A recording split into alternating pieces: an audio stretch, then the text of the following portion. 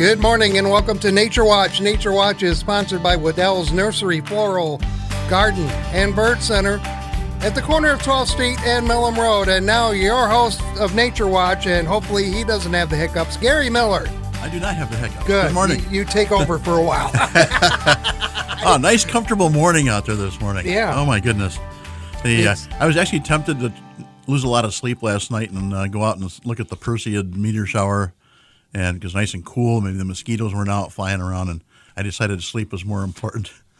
Though tonight looks like it's going to be partly cloudy, so we'll see how the night goes. Okay. And tomorrow night might actually be a little more clear. Yeah. So, weather. We always lead with weather, it seems, even though you went with the meteor shower. But yeah, so the weather's actually the next few days looks like actually the next week looks very comfortable. Yeah, it makes up for what went on this last week, which has been going on. It seems like all summer long.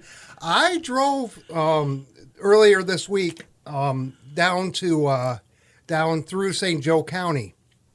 Oh, where that latest tornado went through? Yeah, and M216 is where it touched down pretty much. M216 and the Cass St. Joe County line, I could tell because everything was just, trees were wiped out there.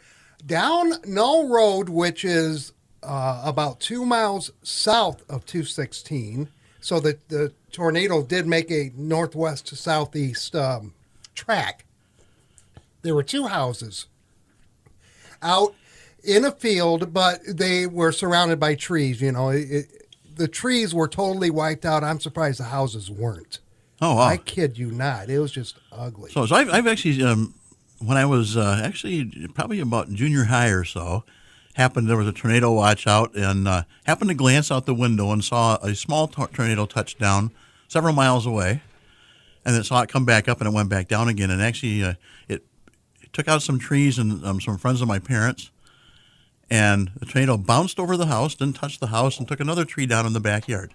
So they do that. They do bounce sometimes from when they hit structures or trees and that. So tornadoes are just crazy things. Yes, they are. That was a little another Tuesday storm. Seemed like most of those severe storms fall on Tuesdays. Now, this is why when they issue a tornado warning, even though you're like, well, I'm just outside the tornado warning, you don't know that. Well, it's just like when they have severe thunderstorm warnings, you can have lightning and clear sky. Right. So when those storms are coming in, that energy's in the air, and they can surprise you real quick. Okay, we have no nasty weather coming this weekend. The only rain that I see on radar is up around Traverse City to Petoskey to the bridge. So, it'd actually be nice if we were talking about being so dry for so long, and ever since the remnants of Hurricane Beryl came through, and then we had another very saturating rain after that, and then several since then, not quite as intensive, we're very saturated right now. And it'd be nice to dry out a little bit. We're going to go to the other extreme now, so we're a little bit on the wet side. Okay. So I'll take that. But we needed soil moisture. But all those ponds that are overflowing now that were very dry earlier in the year, they still haven't gotten back to what their typical levels are because we keep getting rains, and we get some pretty heavy rains. And because the ground's so saturated, it just sort of sits there. So it'd be nice to get a little drier. There you go. Okay, now before you bounce into what you want to bounce into, we're going to go into trivia right now because first of all, 269-382-4280. If you're the first correct caller to Gary's trivia question, you will if I could talk this morning, you will win a $20 gift card to Wedel's Nursery, Floral, Garden, and Bird Center. Yeah, I went to bed early last night. It obviously didn't help me. Now. Usually this is the point of the show where I'm saying, okay, I'm a one-man band, so if you're calling in, be patient. I got to run into another studio, pick it up. Or with trivia, I'll just, hit a line and say, hey, who's this? And just go, oh, I hope they don't say anything wrong.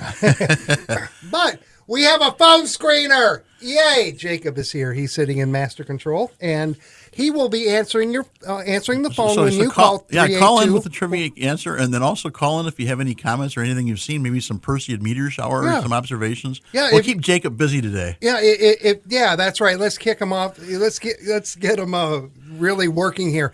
269-382-4280. Now, if you've seen any of the meteor shower last night, you might want to call in and talk about that. But let's hit trivia real quick. $20 gift card up for grabs for this answer for this question.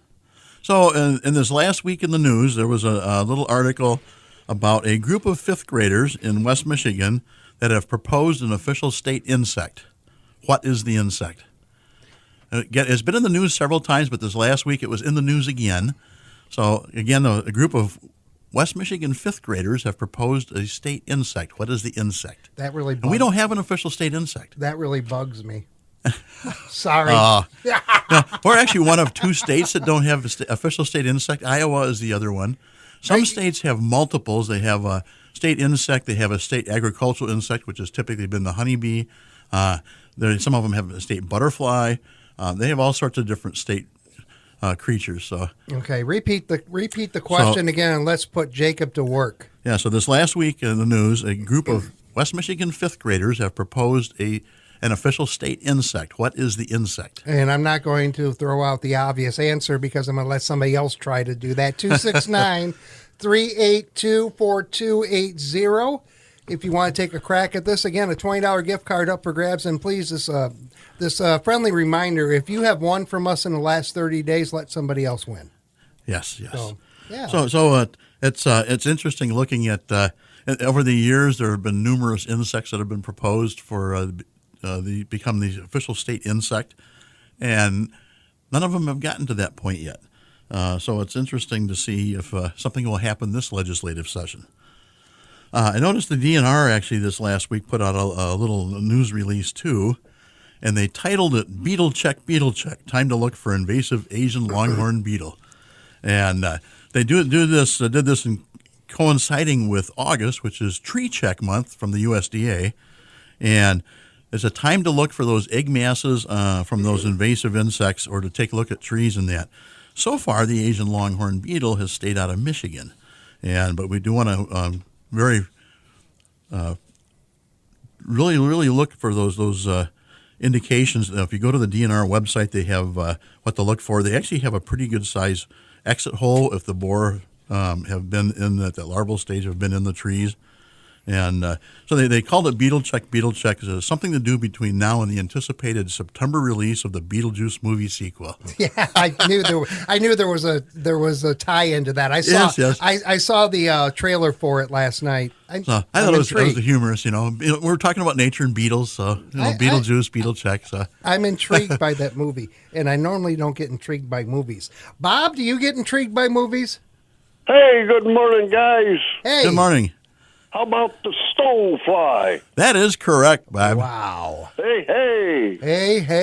So actually, the group of fifth graders up in a school in Grand Rapids proposed the stonefly to become the state's first official insect, and they proposed stonefly after doing a lot of research because the stonefly larva is a primary food for the state fish, which is the brook trout.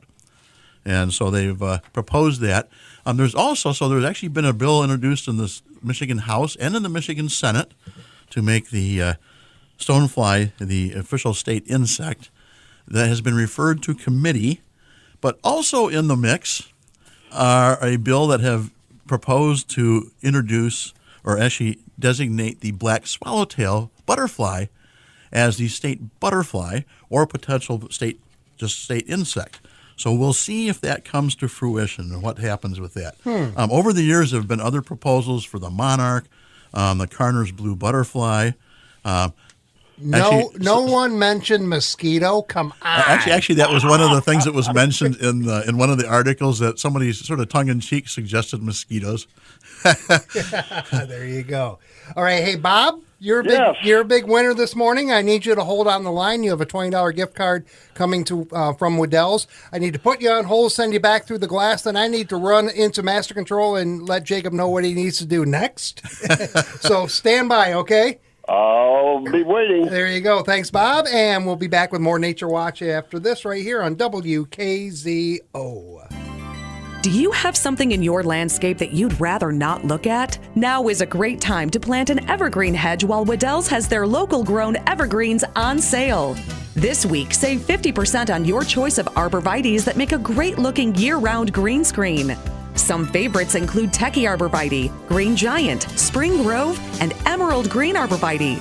These beauties are in 3 to 10 foot sizes, and they're all 50% off right now. That means you can pick up one that's normally $50 for just $25, all the way up to a $400 plant for only $200. Whether you're trying to block the view of an unsightly propane tank, inserting some year-round green in your yard, or need more privacy from your neighbors, Wedell's has the top quality plants you're looking for. The certified green industry specialists at Wedell's can help you choose the right hedge for your space. Plus, you'll save 50% now through next Wednesday at Wedell's Nursery Florist and Garden Center. Sure, the other guys talk a lot too, but we talk about Kalamazoo. Just to see what's going on in my backyard. 590 and 106.9 FM WKZO. 844, 61 and sunshine in Kalamazoo. Nature Watch continues on WKZO with Gary Miller. Oh, wait a minute, but I got to turn your mic on. Yes, that would help, I guess. I can hear me talk. So actually some other insects that have been proposed over the years were Hungerford's crawling water beetle. It's actually a federally endangered species here in Michigan and unique to Michigan. And they have also proposed several dragonflies, or just dragonflies in general. The monarch was actually been mentioned several times. At least 7 states have that as their state insect or butterfly. And somebody suggested maybe the emerald ash borer, but because it's an invasive, they didn't think that would be a good idea to designate that as the state insect. Right. Such a detrimental impact. So interestingly, actually, I ran across some news articles from 5 years, 10, 12 years ago, and the state still hasn't made a decision on an official insect or butterfly or both. Okay. So it'd be nice to see something become that. Carner's blue is unique to Michigan, very unique. So it'd be interesting to see if one of these insects becomes a state insect, and maybe we can get a state insect and a state butterfly.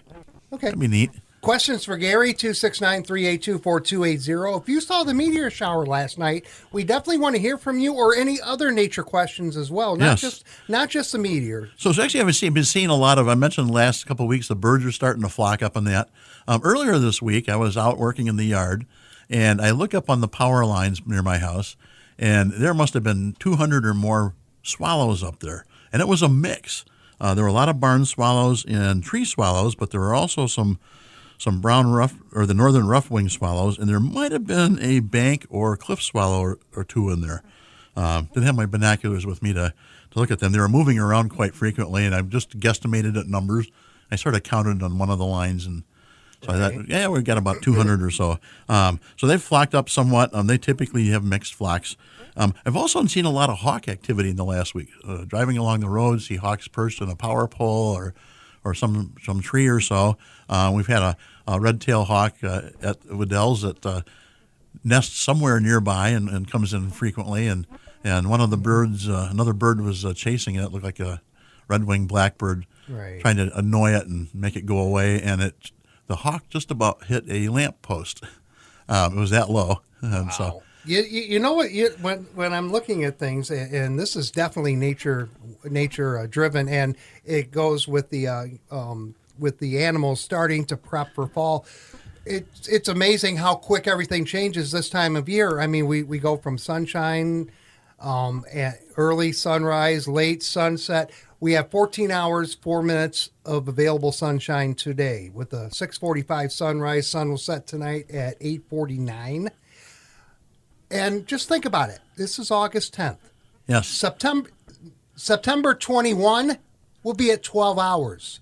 Yes. That quick. 2 hours, 4 minutes of available daylight gone in a month and change. That is just and then it gets wild. less and less until December. Quickly. And then it stays cold and dark and dreary. Well, the last couple of winters. It's Christmas. Yeah. You need a little bit of white stuff for Christmas. Yeah. So actually today would be very comfortable. It's a great day to celebrate National Lazy Day. Today is National Lazy Day. I'm a winner. So great weather to do that. And actually, interestingly enough, on the 15th, this next week, is National Relaxation Day. That was actually proposed, and actually it was adopted by whoever sets those national holidays by an 8th grader, not an adult. So an 8th grader suggested National Relaxation Day. Okay. While you're relaxing, you can also celebrate on the 15th. Chant at the Moon Day. So have that inkling to go out and chant at the moon. interesting enough, on the 14th is World Lizard Day. And Michigan has two native lizards, the common five-linked skink and the six-lined race runner, which is a threatened species in Michigan. And the six-lined race runner, the only known population so far is up in Tuscola County. There are other areas in the U.S. that it is native to, but that's the only location in Michigan so far that they've discovered the six-lined race runner. And they both eat insects and very small invertebrate. They occasionally, actually, the five-lined skink might eat small baby mice even. So they're sort of carnivorous, but they also will eat fruit and vegetables, and not very big. So it's if you see those lizards out there, be protective of them. There are not too many of them out there. So. Yeah. Okay. But something interesting with those lizards out there. So. Questions for Gary, 269-382-4280, or you can text your questions to 80373, and I will read them to Gary. Yes. So actually tonight is another public observing session with the Kalamazoo Astronomical Society at the Nature Center, and you want to check out the Kalamazoo Astronomical Society's website after 6 p.m. today to see if they've canceled or there's a change in that, because it looks like it's going to be partly cloudy tonight. Okay. So they may or may not. But if they have it, they're actually the topic tonight highlight are crescent moon, Saturn, and Perseid meteors. So if it has some clearness and actually even some partly cloudiness in the sky, you can usually see some of those meteors, or at least the brighter ones. Coming up this next week, next Wednesday, there's another online birds and coffee chat through Kellogg Bird Sanctuary. It's an online Zoom 1 hour topic, little discussion from 10 to 11 a.m. You do need to register ahead of time so you can get that Zoom link. Go to the Kellogg Bird Sanctuary website and get that link to register for that. They're going to be talking about herons. And actually, I've seen some blue herons in some of the extra large ponds that are around now. So these ponds have increased in size from all the rains, and so the frogs and that have moved around, and a lot of shallow water, so the herons can catch their food a lot easier. Okay. Well, there you go. And then coming up a week from tomorrow, also at the Bird Sanctuary, is a free day at the sanctuary. So it might be very comfortable weather if you're looking for something to do next Sunday. Stop out at the Bird Sanctuary. So again, check their website out for that info. Okay. Well, let's hit the phones. Phyllis is on WKZL. Good morning, Phyllis. Good morning, Gary. Good morning. The bird sanctuary, is that tomorrow or is it a week from tomorrow? A week from tomorrow, on the 18th. Oh, okay. Okay. I have a question about milkweed. I don't know if that's your area of expertise, but sort of. Oh, good. I have allowed the milkweed to, it just comes up. I didn't plant it or anything, but I have an area where I keep it. But I don't know how long I need to leave it out there for the monarchs. I only do that for the monarchs. Otherwise, I wouldn't have it there. So actually you want to leave that up because they're going to have that last generation is going to be hatching out and feeding on the larvae that feed on those milkweed leaves. You might want to do is take maybe about a third or so of your milkweed plants and actually prune them back. And what that will trigger is some new growth on the plants. And that new tender growth is actually what the larvae prefer to feed on. And this last generation is actually the adults. When they become adults, will be the adults that migrate to Mexico for the winter. So you want to leave that up until usually the monarchs start flying in September, maybe as late as October, depending on how warm the fall is. So you want to leave that food up there for the larvae, but actually for the adults too, because as the adults migrate through, if you have those flowers on there, they can still get that food from those flowers. So usually you want to wait till we get frost and everything sort of died back before you cut that back. Oh, I wait for frost then. Yes. You want to leave those especially if they have flowers on them. Yeah, because sometimes they have some subsequent flowers, even though they'll have the milkweed pods on there with the seed. You want to have those flowers on there because as the monarchs and there's several other butterfly or moth species that do migrate, they do take advantage of that pollen or nectar that they can feed on when they migrate through. Okay, so it's not only the leaves, then it is the flower. Right. So so the flower for the adults, with the leaves for the and actually any butterfly or moth pollinators, and even bees will if you have those flowers on there yet, they'll be feeding all the way up until it gets cold out, trying to get their hives full of honey in that. So it's important to keep those flowers up least until they die back from frost and that. Okay. I've been leaving them till they're brown and ugly, and that's a long time. I think I'm way past the time, more than likely. Yeah, so they actually, a lot of them are browned up now because it's been so warm and hot, and some of those older leaves, they get very leathery. So actually, prune some of those back, maybe even as many as half of them, just so you get some of that. That'll trigger that new growth in those tender leaves, and the monarchs will keep coming there and laying some eggs and getting that last generation to hatch out before they migrate. Okay, very good. Hey, that's good information. Thank you. I really appreciate it. Oh, you're welcome. Thank you for calling in. Yeah, and thank you, Phyllis. 269-382-4280. Another hiccup there, Jim? I cannot run this board even today. I think I'm all excited because Jacob's here. His tongue is tied today. Yeah, there you go. If you want to get a last second question in, you only have a couple of moments to do that here at 382-4280. So the 11th, 12th, and 13th are the peak of the Perseid meteor showers. Okay. And usually after midnight, between midnight and about 5 a.m. or so is when the best time to look at to see those, because the moon sets somewhere around midnight, plus or minus. And that way you don't have that little bit of moonlight affecting seeing those meteors. If you can be someplace where it's nice and dark, you can see some really faint ones too. And at the peak, you can usually see on the average of more than one a minute. Obviously, some of those are very, very faint, so you need to be in a very dark sky location to see those. But it's interesting to see, and every once in a while you have those really bright, big ones that you can see come across the sky. And with the somewhat cooler temperatures at night, it might be a lot more comfortable not having those mosquitoes buzzing in your ears when you're trying to watch meteors. Okay. I always enjoy that much more than trying to sweat out there a really warm night and the mosquitoes buzzing. Okay.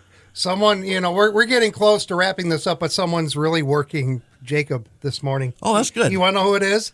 It's Andy. Good morning. Good morning, Gary. You had a comment about the native lizards in Michigan. Yes. What draws salamanders? Most of the time we don't run into them. And recently at a job site, we didn't run into one, but we ran into a half dozen, and we saved them all. We put them back into the woods, but and maybe you can find out later, what is the draw for salamanders other than cool, wet? Why did we run into such a group of them?